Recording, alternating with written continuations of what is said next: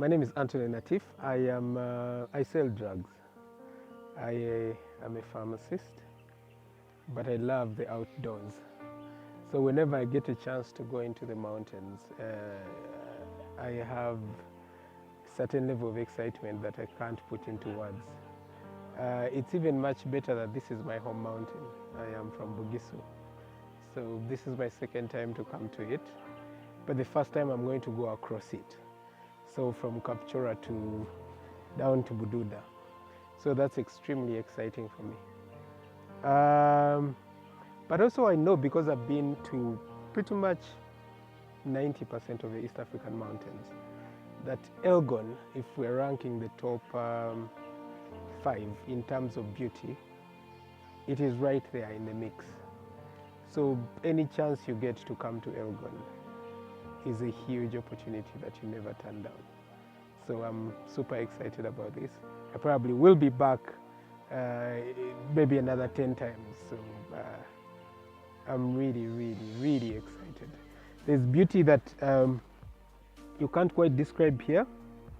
It's not as challenging as, say, the Rwenzoris, but it could be argued that it's equally as rewarding in terms of what you see, and seeing one of the largest, if not the largest, mountain caldera in the world. That windy challenge. There's winds up there that could blow you off your feet if you're not careful. There's excitement there. You move through a lot of vegetations that keep changing with time. One time from our first experience up there, some guy said it looks like Elgon has a landscape artist who just goes up there in the night and fixes all the flowers. And quite frankly, you'll see this stuff. And I'm glad that part of our trip has a landscape designer. So I'm so curious as to what she will think when she gets up there. I think the only thing they share in common, these mountains, is the fact that they are mountains. The vegetation differs, the vibe differs, the experience differs. With the Rwenzoris, you're moving from a normal forest up to the alpine zone. You have snow on the equator. You have it's a bit more boggy.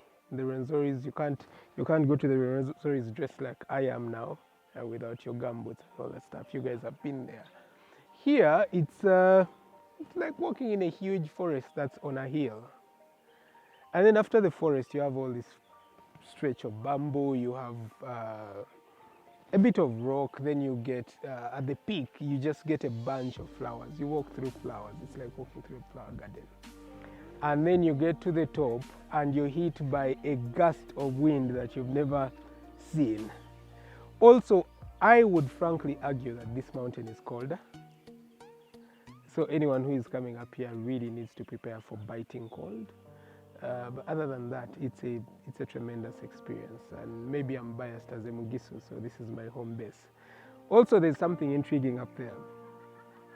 When you get to near Wagagai, you will find Jackson's Peak.